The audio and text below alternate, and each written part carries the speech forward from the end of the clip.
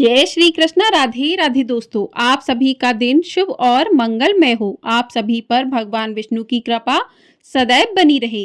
आज की वीडियो में आप सुनेंगे माघ मास महात्म्य का अध्याय 25। पिछली वीडियो में आपने सुना था अध्याय 24, जिसमें आपने सुना था कि किस प्रकार से पिशाच देवधूति से केरल देश के ब्राह्मण के बारे में पूछता है कि वह ब्राह्मण किस प्रकार से मुक्त हुआ।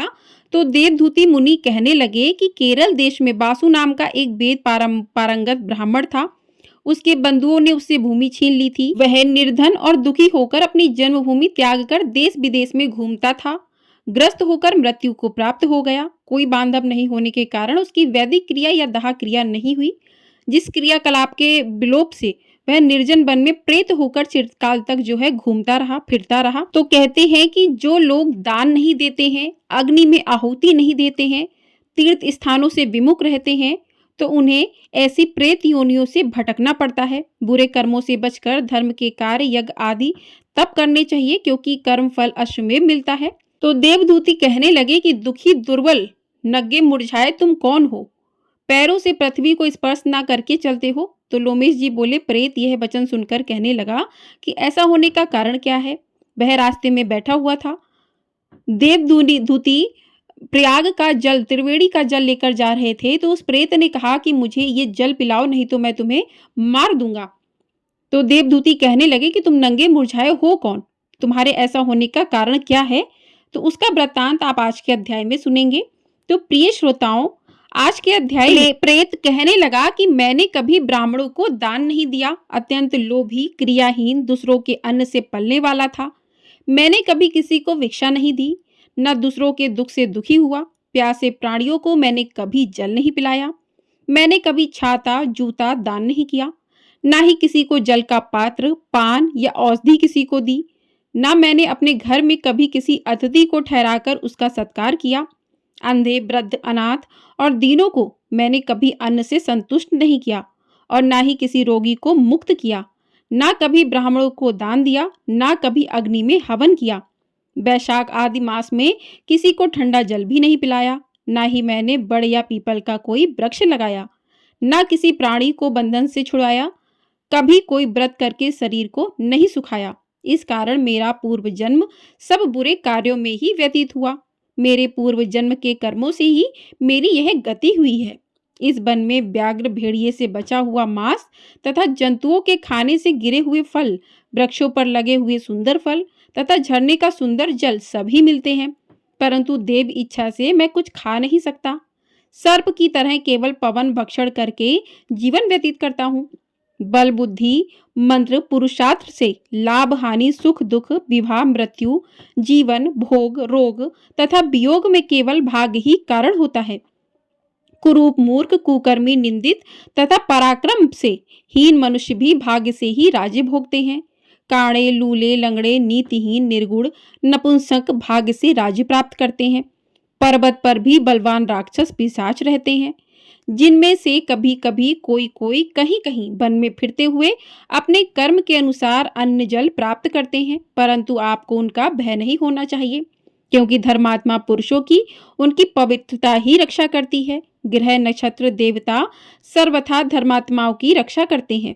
यह पिशाच आप जैसे भक्त की तरफ आंख उठाकर भी नहीं देख सकते। जो नारायण भगवान की भक्ति से पवित्र रहता है, उसको प्रेत, पिशाच, पूतना कोई बाधा नहीं दे सकते। भूत, बेताल, पिशाच, गंधर्व, काकिन, शाकिनी ग्रह, रेवती, यज्ञ, मात्र ग्रह, भयंकर ग्रह, कृत्या, सर्प, कुशामांड तथा दूसरे दुष्ट जंतु पवित्र वैष्णव की तरफ देख भी नहीं सकते।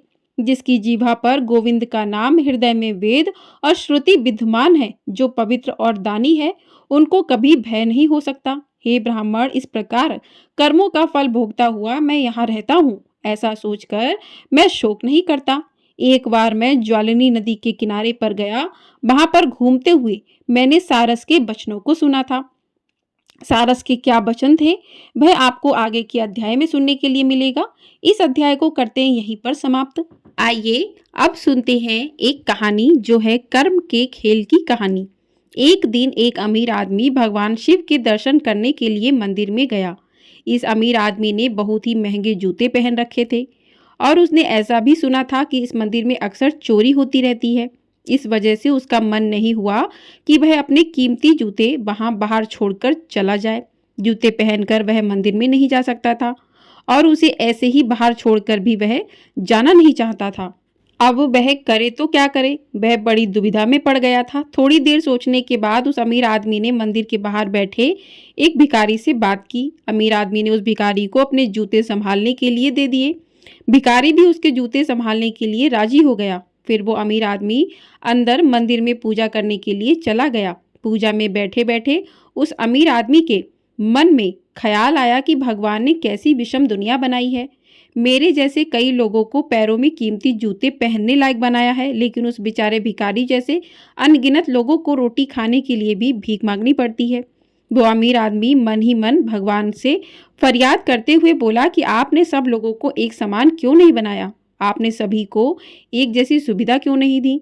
फिर उसने मन ही मन तय किया कि यहाँ से वापस जाते समय वो उस भिखारी को 500 रुपये देकर जाएगा।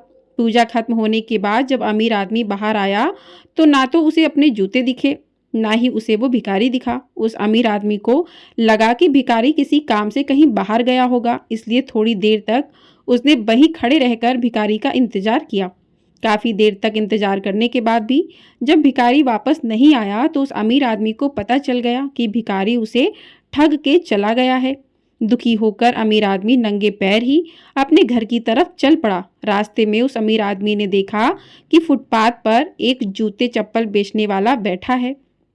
अमीर आदमी एक जोड़ी चप्पल खरीदने के लिए उसके पास पहुंचा। वहां पहुंचते ही उस अमीर आदमी की नज़र उसके जूते पर पड़ी। अमीर आदमी पहचान गया कि ये उसी के जूते हैं। पूछने पर बेचने वाले ने पहले मना किया, लेकिन बार बार पूछने पर और दबाव देने पर उसने माना कि यह जूते उसे एक भिखारी ने 500 रुपये में बेचकर गया है।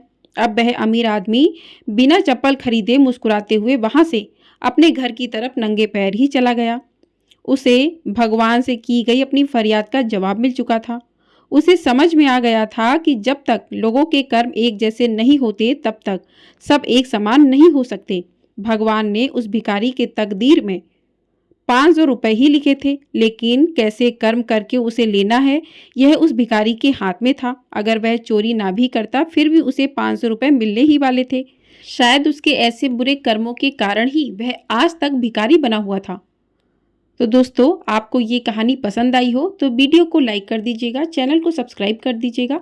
आपको हमारे चैनल पर इसी प्रकार से माघ मास महात्म्य के अध्याय प्रतिदिन सुनाए जा रहे हैं और आपको हमारे चैनल पर एकादशी की कथा भी सुनाई जाएगी। तो चैनल पर नए हैं तो चैनल को सब्सक्राइब कर लीजिएगा, बेल आइकन प्रेस कर दीजिएगा, जिससे आपको सभी वीडियो समय से प्राप्त हो सके। और ये वीडियो पसंद आई हो तो कमेंट बॉक्स में जय श्री कृष्णा राधे राधे अवश्य लिखिएगा। जय श्री कृष्णा राधे राधे।